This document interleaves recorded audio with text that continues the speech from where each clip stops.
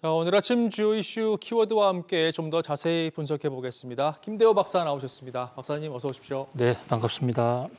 자, 첫 번째 키워드부터 확인하시죠. 영일만 석유. 어제 우리 국내 증시를 뜨겁게 달궜던 이슈죠. 정부가 포항 앞바다에 최대 140억 배럴의 석유와 천연가스가 매장돼 있을 가능성이 높다. 이렇게 발표를 했습니다. 그런데 이걸 들으면서 제가 느낀 거는 과거 제7광구 열풍이 좀 떠오르더라고요. 박사님은 어떻게 보셨습니까? 예, 어쨌든 이 140억 배럴의 원유 또는 가스가 묻혀 있을 것 같아, 묻혀 있을 가능성이 매우 높다는 윤석열 대통령과 이 안덕건 산자부 장관의 발표가 그야말로 우리 한국의 산유국의 꿈을 불러일으키는 아주 큰 낭보가 되고 있습니다. 만약에 이 말이 사실이라면 사실 우리나라는 이제 명실상부한 산유국의 반열에 올라갈 수 있다. 또 140억 배럴이라는 이 규모는요, 삼성전자의 시가총액 5배 정도의 경제적 가치가 있다는 산업자원부의 발표. 네. 사실 이 석유만 가지고 세계 금융시장에 나가서 삼성전자 같은 회사를 5개를 살 수도 있는 거대한 돈이라는 얘기입니다. 사실 우리 경제가 후진국에서 선진국으로 올라가는 모범적인 성장세를 보이기는 했습니다마는 그 과정이 참으로 험난했습니다. 우리 경제가 그 악조건, 갖고 있는 가장 구조적인 악조건은 원유가 없다, 가스가 없다라는 사실입니다. 사실 그래서 우리나라 전체 수입액의 3분의 1 이상이 원유와 관련된 자원 수입입니다. 그러다 보니까 만성적인 무역 적자에 허덕였는데요. 네. 이를 우리는 우리의 노력으로 또 제조업의 기술 혁신으로 간신히 극복해서 지금 국제 수지 흑자를 맞추고 있는 상황입니다만은 국제 유가가 불안하기만 하면 한국 경제는 언제든지 흔들리는 매우 취약한 구조를 가져왔습니다. 이런 마당에 우리에게도 140억 배럴의 어떤 가스나 원유가 있는 것이 확인이 된다면 그야말로 한국 경제가 한 번 더 확실하게 도약할 수 있는 큰 든든한 후원군을 얻을 수 있다. 그런 점에서 매우 주목을 끄는 뉴스고요. 네. 실제로 원자재 관련주는 주가가 아주 급등했습니다. 자, 그런데 지금 앵커님 잘 지적해 주신 대로 지금 이런 정부가 원유가 있을 것 같다라는 발표가 이번이 처음은 아니거든요. 그런 점에서 과연 이번에는 진짜일까? 정부가 1975년에 우리나라가 석유를 발견했다라는 그런 뉴스를 내어놨는데요. 당시는 공교롭게도 저 석유가 나왔다고 발표한 부서가 중앙정보부였습니다. 그러니까 중앙정보부가 국가안보 차원에서 석유 개발을 추진했는데요. 운명의 순간이 그 다음 해인 1976년 1월 16일이었습니다. 그 당시 그 장면을 너무나 생생하게 기억을 하는데요. 당시 기자회견장에서 한 기자가 박정희 대통령에게 물었습니다. 우리나라 석유 정말 나올까요? 한 대목에 대해서 네. 박정희 대통령은 나왔다라고 얘기했습니다. 그리고 이어서 석유가 나온 통까지 보여줬습니다. 자, 이 대목, 당시 한국 경제는 엄청난 기대에 부풀었고 그야말로 선진국의 꿈, 특히 축제 분위기까지 이어지는 전 세계가 주목을 했는데요. 이후에 어떻게 됐느냐? 지금 이 순간까지 우리나라와 우리나라 인근에서는 석유는 한 방울도 나오지 않았습니다. 네. 자, 우리도 산유국이다라고 얘기하는데 이 산유국이라고 얘기하는 것은요, 1998년에 포항 앞바다에서 가스가 큰 양은 아니지만 발견이 되면서 우리도 기름은 있다 이러지만 사실 1975년과 76년에 박정희 대통령이 발표했던 석유는 여태까지 감감무소식이거든요. 네. 자, 당시에 이 사건을 회고한 오원철 청와대 경제수석 회고록을 보면요. 당시 중앙정보부가 조작을 한 것 같아. 이 석유가 나오지 않았는데 석유 시추를 할 때 시추 기계를 움직이기 위해서는 윤활유를 돌려야 되고 네. 거기다가 기름을 넣었는데 그렇게 시중에서 사가지고 간 기름을 통에 담아서 청와대에 보고한 것 같아. 이게 오원철 당시 박정희 대통령 경제수석의 회고록에 지금 나와 있는 얘기입니다. 그렇군요. 당시에 유신 독재 상황이었죠. 그래서 아마 이 독재 상황을 돌파하기 위해서 중앙정보부가 이런 쇼를 한 것이 아닌가 이런 의혹이 있습니다. 진실은 아직까지 알 수 없지만 한 가지 분명한 것은 그때 이후로 석유는 한 방울도 나오지 않았다는 사실이거든요. 자, 그 이후로 우리는 1977년, 78년 오일 쇼크를 가면서 경제는 폭망했고 그 와중에 결국은 정권 교체까지 되는 그런 악순환을 맞았습니다. 물론 이번은 다를 것으로 기대합니다. 왜냐하면 시추 기술이 그 당시에 비해서 엄청나게 달라졌고 그렇죠. 또 시추의 주체도 1970년대는 중앙정보부였다면 이번에는 경제부처인 산업자원부 산하 한국석유공사가 탐사를 했고 그 탐사 결과를 물리적인 탐사를 이제 심해에 들어가서 이것은 한국 석유공사가 직접 했습니다. 그 탐사한 자료를 액트지오라고 하는 미국에 있는 회사에다가 넘겨서 이제 분석을 하도록 했는데요. 물론 액트지오라는 회사 우리나라에는 알려져 있는 회사도 아니고 큰 회사도 아닙니다. 직원 숫자도 아주 적은 회사인데 뭐 이 회사 기술력이 있다고 지금 평가가 되고 있으니까 이 회사가 함께 검토를 한 것이다. 그런 면에서 가능성이 있다.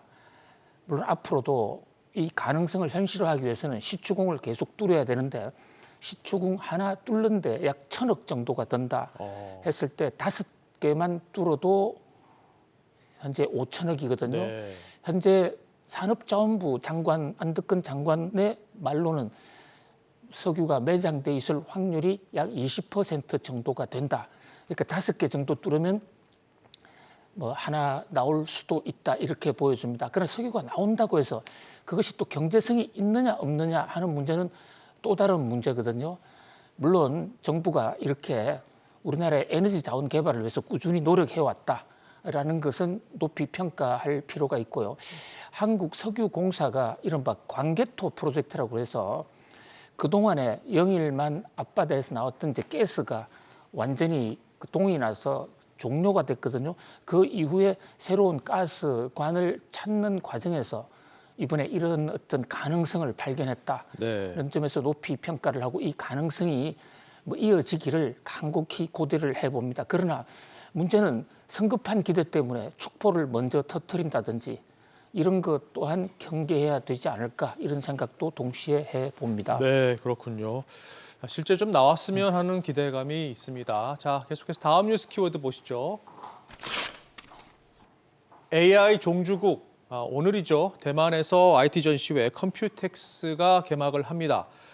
전 세계에 지금 이목이 집중이 돼 있는데요. 이유는 뭐 젠슨 황 엔비디아 CEO의 일거수일투족이 지금 집중 조명을 받고 있고 젠슨 황 신드롬이라고 불러도 좋을 만큼 지금 열풍이 불고 있는데 그러면서 대만이 인공지능 종주국으로 지금 올라서는 분위기입니다. 그러면서 우리는 또 반대로 변방으로 좀 밀리는 분위기인데요. 이건 어떻게 보고 계십니까? 네, 인공지능이 지금 세상을 바꾸고 있습니다. 그 인공지능 기술의 중심에 대만이 주도하고 있다라는 이런 언론 보도가 계속 이어져 나오고 있습니다. 네. 뭐 대만 잘 되는 거 축하해 줄 일이긴 합니다만은 그 와중에 한국은 반도체와 AI 중심에서 점점 멀어져 가고 있다. 이런 보도도 지금 잇따라 나오면서 좀 씁쓸한 대목이기도 한데요. 오늘 드디어 컴퓨텍스가 이제 개막을 합니다.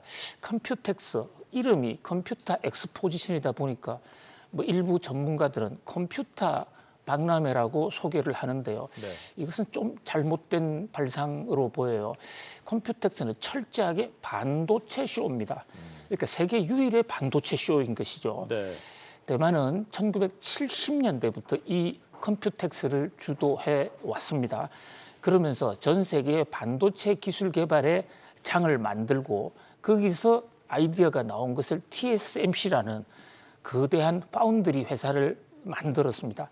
대만에 TSMC 하나만 있는 것은 아니죠.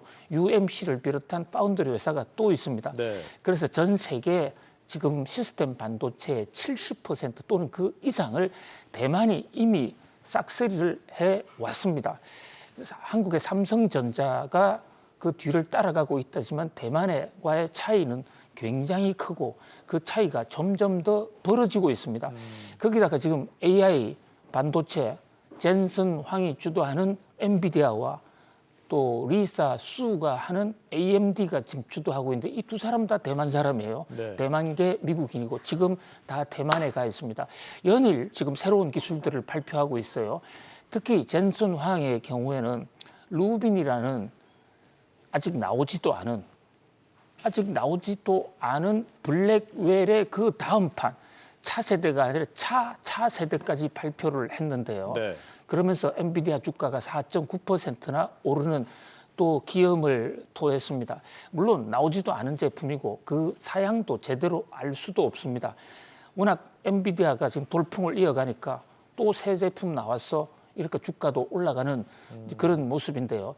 여기서 특히 주목할 대목은 그동안에 엔비디아는 신제품 개발 주기를 2년 단위에 새로운 아키텍처를 하나씩 개발해 갔는데 네. 이번에 그것을 1년으로 줄이겠다 공식 선언을 했습니다. 이것은 후발주다 따라오지 마. 하나의 전형적인 초격차 전략이라고 볼 수 있거든요. 그렇죠. 그런 면에서 지금 엔비디아의 독점이 깨지느냐 아니냐를 지켜보는데 엔비디아가 또 새 제품을 한 1년 더 일찍 발표할 수 있었단 말인가? 그 얘기는 후발주자의 추격을 따돌리는 것이 아닌가? 이런 면에서 엔비디아 주가는 오르고 후발주자인 AMD 주가는 떨어지는 네. 세계 1등, 2등 AI 관련 회사들이 희비가 지금 엇갈리는 그런 모습인데요. 그렇지만 어쨌든 엔비디아, AMD 둘 다 대만계 회사고 대만이 AI를 기점으로 완전히 반도체 주도권을 장악을 하는 그런 모습입니다. 자, 그런데 한 가지 안타까운 것은요. 이 대만이 반도체를 TSMC 등을 이렇게 반도체를 하게 된 게 70년대인데 우리나라의 키스트 프로젝트를 보면서 대만이 반도체 연구소를 만들고 거기에 모리스 첸 같은 사람을 영입하면서 키웠거든요. 한국을 보고 키웠는데 대만이 우리보다 훨씬 더 크고 있다. 자, 그런 면에서 우리도 좀 분발해야 될 필요가 있을 것으로 보여집니다. 특히 대만의 분위기는요. 한국과 가장 다른 것 중에 하나는 한국의 우수한 인재들이 의대로 가는 데 반해서 대만은 반도체, 공과대학으로 가는 그런 분위기, 거기다가 정부의 공과대학 집중 육성책 이런 대목 우리도 좀 참고할 필요가 있을 것으로 보여집니다. 맞습니다. 좀 씁쓸한 대목입니다. 자, 다음 뉴스 키워드로 넘어가겠습니다. 마초 대통령, 멕시코로 가보실까요? 남성 중심의 마초 문화권으로 꼽히는 멕시코에서 사상 첫 여성 대통령이 탄생을 했습니다. 이게 의미가 크죠? 예, 마초라는 말 스페인 말인데요. 별로 소개하고 싶지 않은 말입니다. 좀 상당히 상스러운 표현이에요. 네. 그렇지만은 멕시코에서 여자 대통령이 나왔으니까 이 마초를 말씀을 드리지 않을 수가 없는데요. 멕시코 사람들이 스페인어를 쓰고 있지 않습니까? 네. 스페인어 중에서 마초란 말은 수컷 이런 얘기입니다. 자, 남아메리카 대륙에 스페인 사람들이 처음에 왔을 때요. 원래 스페인은 이사벨라 여왕도 있고 여성을 그렇게 심각하게 차별하는 나라가 아니었는데 네. 남아메리카를 개척하는 과정에서 인디안과의 싸워야 되고 그러다 보니까 집에 앉아 있는 여성들보다는 밖에 나가서 싸우고 찌르고 이기고 하는 그 전투 정신을 함양하기 위해서 마초만이 역사를 개척해 간다는 이런 문화가 좀 있었더랬어요. 그런 나라에서 처음으로 여성 대통령이 나왔다. 굉장히 세계가 지금 마초 여성 대통령 주목하고 있습니다. 지금 화면에 그 손을 흔드시는 저분인데요. 저분은 또 이 공학도로서 환경공학을 전문한 분이기도 합니다. 좌파고요. 지금 멕시코에 계속해서 좌파 정권이 나오고 있는데 멕시코는 특히 우리가 미국에 들어가는 전진 기지로서 우리 기업들이 굉장히 선호하는 지역이고 실제로 투자를 많이 하고 있는 지역입니다. 근데 만약에 트럼프가 되면 저 마초 여성 대통령과 상당한 각을 질 것으로 보여집니다. 그런 면에서 우리로서는 또 하나의 경제 리스크이기는 합니다. 그러나 어쨌든 세계 역사에 이제 정치 리더에도 완연한 여성 시대가 열렸다. 이 대목도 함께 좀 참고해 볼 필요가 있겠습니다. 네. 자, 다음 뉴스 키워드 보실까요? 도요타 배신. 품질을 최우선으로 내세우는 도요타가 그 품질 때문에 지금 곤욕을 치르고 있습니다. 자회사에 이어서 본사에서도 지금 품질 인증을 받기 위한 부정행위가 있었던 게 확인이 됐는데요. 이거 어떻게 보십니까, 박사님? 예, 일본 경제, 일본 기업을 상징하는 대표적인 한 단어만 꼽아보라 했을 때 경영학자들이나 경제학자들이 꼽는 가장 선호하는 단어는 모노쩌꾸리입니다. 네. 모노쩌꾸리. 모노쩌꾸리란 말은 이게 물건을 만든다는 뜻인데 거기에 장인전심, 자기의 생명을 다 바쳐서 혼을 바쳐서 물건을 만든다. 그래서 일본 제품은 믿을 수 있고 신용의 상징이다. 일본이 스스로 자랑하고 세계가 인정을 했었어요. 그런데 요즘 일본의 이 모노쩌꾸리를 배신하는, 그러니까 의도적으로 속이고 물건을 대충 만드는 그런 사건들이 잇따라 지금 터져 나오고 있습니다. 한마디로 모노쩌꾸리의 몰락이다. 이렇게도 볼 수 있거든요. 자, 이 왜 이렇게 되느냐? 이 경제 심리학자들의 분석을 보면요. 일본 사회가 조그마한 경제 발전 단계에서는 최선을 다하는 그런 노력들이 굉장히 국가적으로 많이 발현이 됩니다. 그런데 일본은 사무라이 문화가 오래 지배하면서 절대적인 권력에 대해서 반발하지 못하는 이런 문화, 지금 일본에 압도적으로 자민당, 일당 독재가 계속되는 것만 보더라도 네. 또 일본에 시위도 없지 않습니까? 그렇죠. 자, 그런 것은 바로 사무라이 문화에서 칼 쓰는 사람 밑에서는 말을 하지 못하는 이런 문화, 그러니까 비리를 고발하지는 못하는 문화 때문에 결국 대형 조직에서는 모노쩌꾸리가 발동되지 않는다. 이런 지적도 나오는데요. 도요타를 보면 그게 사실로 드러나고 있는 것 같습니다. 자, 지금 이럴 때 우리 기업들이 좀 더 앞장서서 좀 달릴 필요가 있지 않느냐. 우리 기업들은 모노쩌꾸리 정신도 있고 또 잘못된 것은 잘못됐다라고 얘기하는 선비 정신도 있다. 그런 면에서 네. 일본의 흠결을 보충해주는 세계 1등으로서 좀 부상해봤으면 어떨까. 현대기아차의 어떤 이 도약을 한번 기원해 보겠습니다. 네, 반면 교사로 삼아야 되겠습니다. 자, 오늘 마지막 뉴스 키워드 보시겠습니다. 최태원 유감. 자, 최태원 SK그룹 회장이 어제 항소심 결과에 대해서 입장을 밝혔습니다. 일단 심려를 끼쳐서 죄송하다라고 사과를 했고요. 그런데 SK의 성장 역사를 부정한 판결에는 유감이다 이렇게 얘기를 했습니다. 상고심이 만만치 않게 진행되겠어요, 박사님. 예, 사실 판결에 대해서 이의를 제기하는 것은 근대 법치주의에서 조금 상당히 이례적인 사안으로 볼 수 있습니다. 네. 그러나 그만큼 최태원 회장 입장에서는 억울하다. 왜냐하면 이 재산 분할로 1조 4천억을 물어주는 것은 뭐 그렇게 할 수 있다고 하더라도 왜 SK의 역사를 폄훼하느냐. SK의 기업가 정신으로 많이 키워왔는데 그 모든 것을 자기 지금 부인인 또 처가 노태우 대통령의 비자금 때문이다라고 얘기하는 것은 너무 억울하지 않느냐 하는 이런 어떤 유감의 표현입니다. 뭐 여러 가지 단면이 있을 것으로 보여지는데 앞으로 이 대목은 이런 말을 떠나서 행동으로 또 실제 기업 경영에서 최태원 회장이 구현해야 될 하나의 과제가 아닐까 그런 생각을 해봅니다. 맞습니다. 자, 오늘 짚어본 뉴스 키워드 다시 한번 보실까요? 영일만 석유, AI 종주국, 마초 대통령, 도요타 배신 그리고 최태원 유감까지 짚어봤습니다. 박사님 오늘도 잘 들었습니다. 고맙습니다. 감사합니다.